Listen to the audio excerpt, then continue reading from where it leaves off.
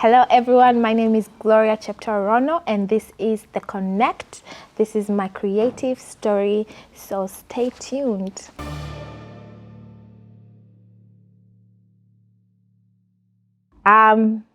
Gloria is love, Gloria is impatient, Gloria is fun, Gloria is learning, Gloria is a work in progress. Yeah. So construction still going on.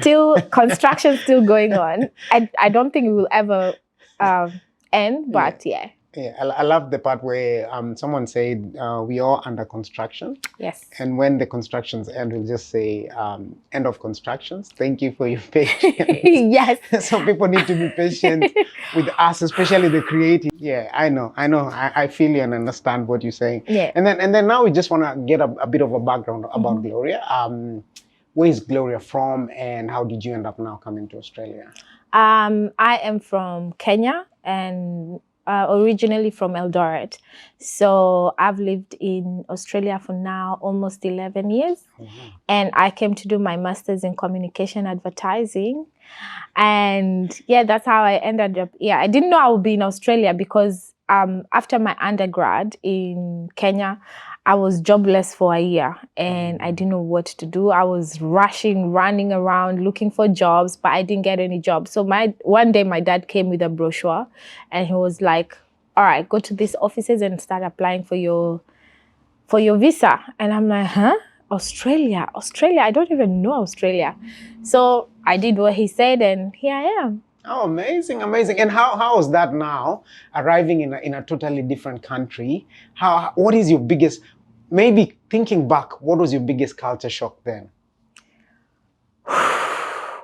My culture shock was, first of all, when you're in the traffic lights where you have to press the button before you cross the road. I didn't know that. So even where there were fences, I would jump over the fence and cross. So at Deakin, I was crossing over the fence for the tram.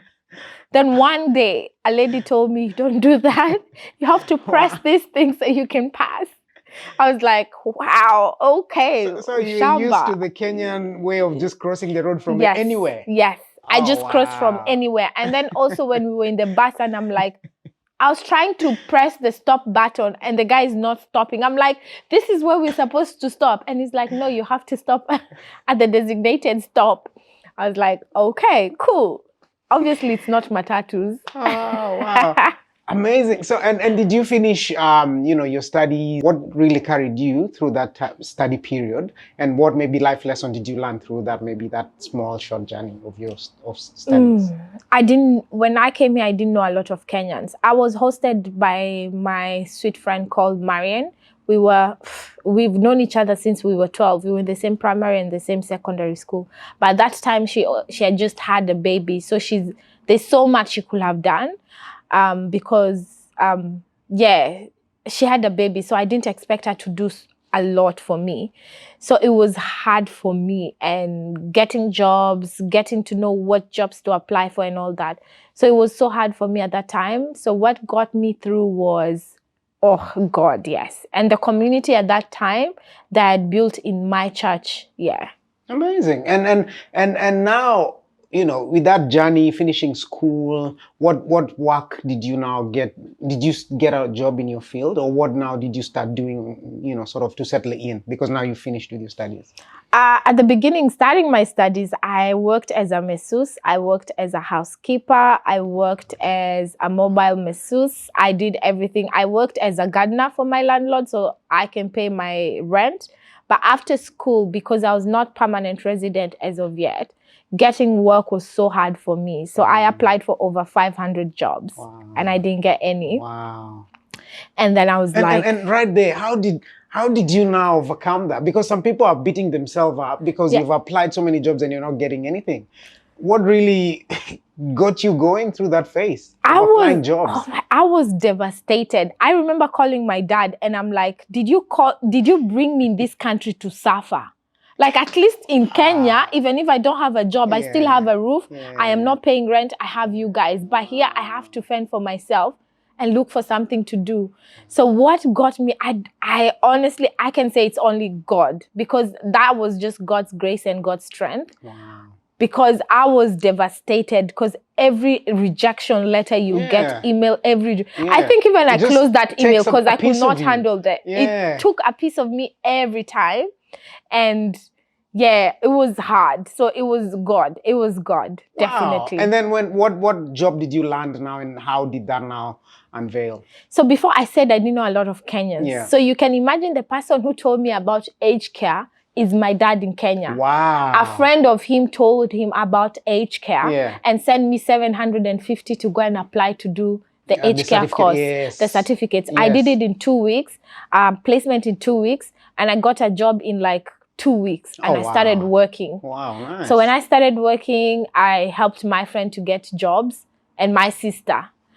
So that's how I got into aged care. Then when days goes by is when I got to know more Kenyans, and they were like, aged care, why don't you try disability? Then I started disability, and I just loved being in disability industry. Funny thing is, I am the few people who I would love to do work in my field, but I really loved working in disability. What really gives you that, that go in disability? What really makes you feel this is it for me? Because some people out there think, it's not the kind of job, people talk maybe ill about those jobs, but you find fulfillment in doing that job. What really gives you that fulfillment? I feel like with this job, it taps into my strengths, because I'm a very caring person, not to toot my own horn, but I'm a very caring person. And just to be able to care for someone, and I put myself in their shoes, and put myself in, if it was my kid in that situation, I will expect someone to take care of them with love. So I just do it with so much love, with so much, and I give it all my all. So I think that's why I love the job. Amazing. Yeah. And now, today we're just here to talk about something else. You've come to start doing and loving and enjoying. And the first question I have for you is, how did you even discover you can actually be a creative? Because some people don't even know how you actually get to know you are creative. How did you discover you are creative? I think I knew I was a creative way before, because even in Kenya, I wanted to be a photographer way before. But African parents, if it's not doctor, if it's not something in the office, it's a no-no. So my dad was like, ikitu ya kupiga picha hapa, picha pale na hapo. And I'm like, Dad, it's photography. People earn money. He's like, nah. And I did something next best to it, and I did broadcast media. So I think I was creative, but when I came to this country, the rejection letters over and over again, it just diminished that part of me. And the reason why now I'm coming into it is because I've gotten to meet other creatives and see what they're doing and learning from them. And that's how my star of creativity has now become, I started shining over and over again. Yeah. Amazing. Now going back to how the journey began, because I know you also act. How did even that start? Because acting in this country, you really have to know the spaces to be in so that you can actually get your acting going. How did it start for you? I think I am a daredevil. Like, I try and do things out of my comfort zone. Nice. So I started with community theater. Community theater is where you act and you're not paid. So you give your time, you give your effort, and you give everything without being paid. So I started there, and I was introduced to a lady who was looking for an African actor or a Black actor in her show.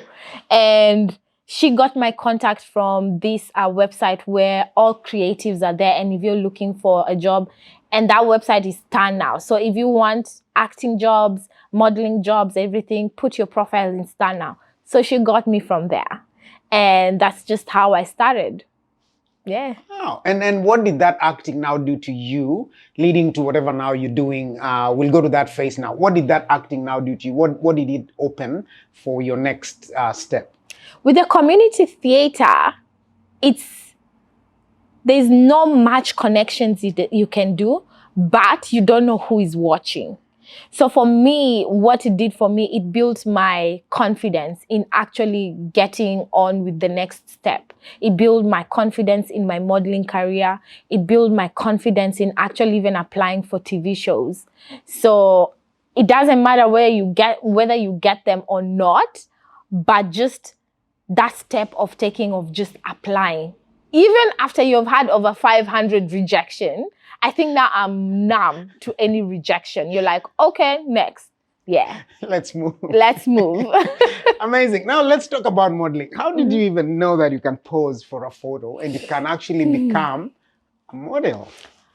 This happened as an accident, actually. When I was Facebook, and then this advert came and it's like, if you're a model, a plus size model, hit us up with studio photography and all that. So I applied and I got in. I did my photography I did my photo shoot. That was my first photo shoot. And it was amazing. I didn't know what I was doing. It was my first time. But the photographer kept telling me, why are you not modeling? Like, why are you not modeling? And I'm like, okay. And the first time I saw my picture, they actually took my picture and put it in their studio in Sydney and Melbourne. And I'm like, wow, is the picture that good? Wow. And the photographer hit me up. It's like, you should apply. And they gave me the names of all the modeling agencies. But funny thing is, I applied for all the modeling agencies in that list and I didn't get it. Yeah. They sent me all the regret letters. We regret, we regret, we regret, we regret. Wow. And so I was like, the rejections are still coming in. Rejections were still coming over and over again. And I'm like, and I was telling God, why are you giving me, why are you bringing this passion in me? And you have people who are speaking so much positivity in this thing, and I am not getting the same response. And that's when God was like, don't expect me to bless you the way you expect me to bless you. I was like, all right. So that's when I started my freelance as star now. So that's how I started working freelance. I got my first modeling job in Sydney. So I went to Sydney, did my modeling and this is job. For free, you have to mention. No, this one was paid. Okay. But I was paid peanuts. Yes. Compared to, and I think that's why I'll talk about it later, but I was paid peanuts. And then later on, my friend emails me and is like, no, takes a picture and is like, I've seen your picture on a bus. Wow. And I was like, okay. So I went through my contract and I'm like, they didn't stipulate anything about me being, but because I was so new in this industry, I was allowed to be paid so much less. And I was like, okay, I need to get to know about this industry. I need to be attached to an agency, because with an agency, they are able to advocate for you and they are able to negotiate the price. And later on, when I got to talk to the other models were paid 3-figure salary. And I was paid, they were paid like 4 figures and I was paid 3, like in my hundreds, and they were paid thousands. And we were in the same photo shoots. And yeah, so right there's a big lesson, right? Yeah. Even if you're getting, first lesson is just start, and even if just get value, don't look for money as yet. Yes. Freelance, you said you freelanced, and that actually opened door for you. So, because I feel so many people just jump in a sector just for the money. Yeah. If you chase money, money will run away from you. So get the value, get to know how to pose, get to know, what is needed, and then just work on your craft, and then money will follow you. And that's money what I'm will getting. follow That's you. what I'm getting from you. Yes. Second thing, you have to learn the industry you're in. Oh, that is a big thing. You have to learn the industry, because you'll be taken advantage of so many times. So many times. You have to know your value, and you have to know whether, and especially if you're good and you're good, if a company tells you, oh, we are only able to pay you $500, you should be ready to say no. And you're like, no, I'm not going. And you should be happy to walk away from that opportunity. Amazing. So now what did you do now to actually grow in this industry and not to be taken advantage of? Because now we want to understand, how did you send yourself to learn and know, what to do, how to negotiate, doing all this other stuff for people to actually, maybe it can help someone out there. Yeah. So from the start now, I got in touch with, the thing is, I kept looking for models, people who look like me, because I was doing plus size modeling. I was looking for people like me, and I was hitting them up, asking them questions. Nice. I didn't even know who they are. So Instagram, I would just message someone, ask them questions. I remember I asked this lady who is a Christian model, because I wanted to know, as a Christian, what are the jobs I should take, like, and also how to pose, because I had also a friction with church and the things I posted as well, because I'm a leader in church. So I needed to know how to be a model also, but be a Christian model and not post things that are contrary to go with your values. To go with my values as well. That's what you mean. Yes. So I asked many questions, and that's when I got to know the agency that I'm with now, Silver Fox. Silver Fox is an agency that represents 30-year-old and above, to 30 to 100, and even plus 100. And they taught me, they're an agency I really like, because anytime I want to ask them a question, I just hit them up and they will send me a Zoom, and we will get into a Zoom, and I will ask so many questions. Like, what do you think I should post? How do I post? How should I look in a job? The casting when I go to, all these things. So I think is asking questions. Don't be afraid to approach. And the worst thing, anything can happen, but the worst thing that they can say is no. And I think I've had so many no's in my life for it to destroy me.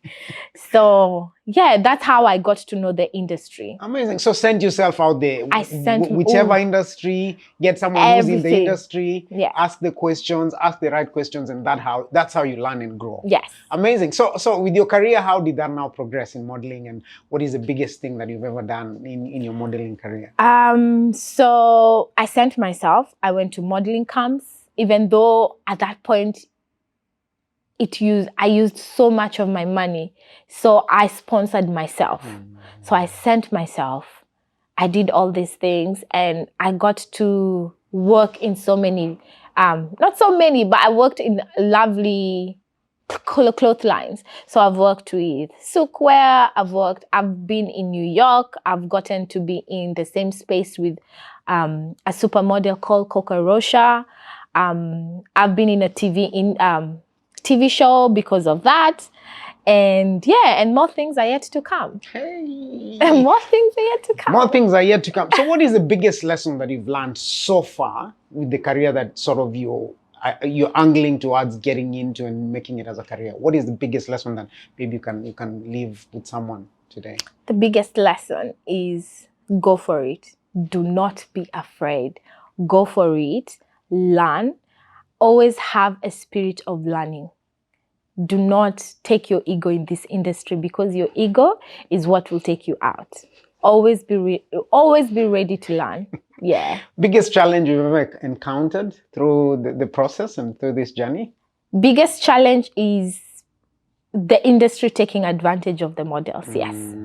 And you have the, what do we call this? The trolls in the social media. I remember my first job was cyberbullying, is it? Cyberbullying. Yes. Oh, wow. I faced that, and that was my first time, and it broke me. And I almost quit modeling just as I started. Wow. So my first job, that one in Sydney, it was a panty and a bra line. Shoot. So it was posted in social media, and I was excited. I was posting and all that.